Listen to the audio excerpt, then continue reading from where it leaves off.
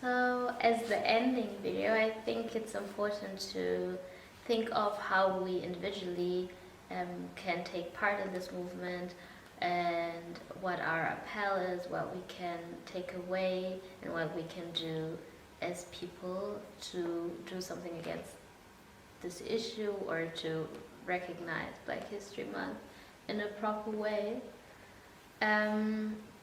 Yeah, and I think we've stressed it several times now in the other videos, but it is important to understand that 1 month is never enough. I've also talked about my own experience in school. I think there has to be a real decolonization of this school system, our educative systems, that we're really able to have a view that is broad in order to form our own opinion on things and on having a proper mind on the history, and then also a certain consciousness about the way we speak and the ideas that we have about certain people. And it's simply about being critical. As students at the university, we can be mindful of which books or literatures we are reading. Are the scholars also Black? When they speak of racism, who's actually writing this literature? Who's talking about this topic? Is it a person that is really also affected by that issue? Is it like, how's the representation? How critical are the views that are taught in at our university? Where did our study program derive from? Where does management come from? How does that correlate to the management that was also used during slavery of groups of people and folks and societies? That is so interconnected, the whole study that we're seeking, and just like going into that and reading into that is super important from my opinion, and something that we should do. And yeah, reading books, watching movies, all of that fun stuff can also be a way in which we give representation and hear voices that are not our own. Me personally, I also love to read books about people who face other forms of discrimination that I am not affected of at all, just to open my mind and to have more knowledge about things that I'm not affected by. And I think it's something that's very beautiful to have an intersectional mindset of fighting disadvantaged people, like fighting disadvantaged situations in society, and empowering people who are affected by racism or discrimination and who are not privileged in that sense. So yeah, and at our university we also have that initiative that is called BARC, Building an Anti-Racist Karlshochschule, and it is all about being conscious of the racism and the colonial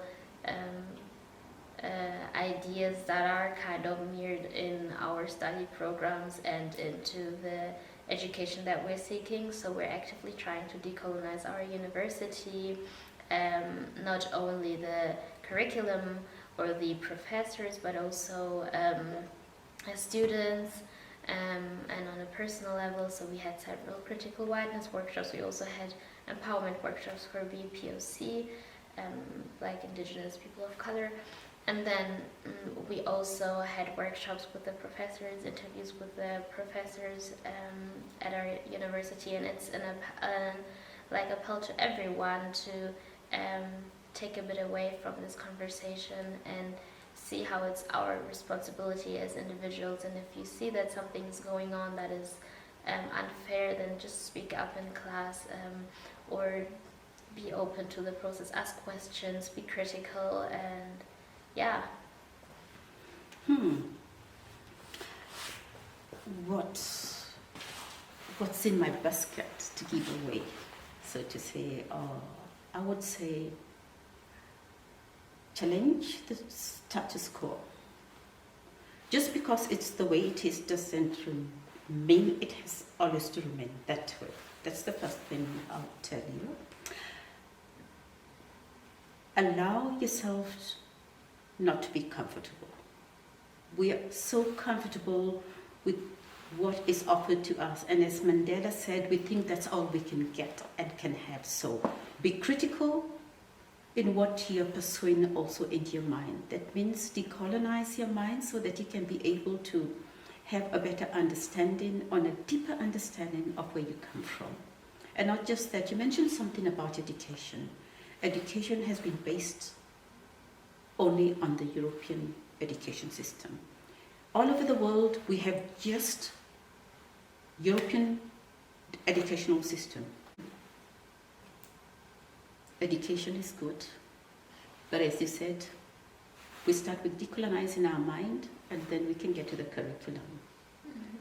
And what we are trying to do as SIMAMA, the organization where I founded, is trying to bring in the narrative of our ancestors into the curriculum. When we come to global learning, we're trying to bring in a critical aspect of asking ourselves, what was there before we know what we now know? So that's something you can be able to bring into your life and into your education system, where you start asking people to come in and telling you stories about the past. If we continue the way we are living, I don't think we'll be long for now, for here. We won't be long. But when we start embracing each other, embracing the nature, that's when change happens. So get in contact, get uncomfortable, and speak up. I would encourage people to celebrate themselves in a creative way, with other Black people to come together, and yeah. Not just that, if there's nothing around your place, start something. Yes. That's possible. Yeah. Yes. Perfect. Thank you.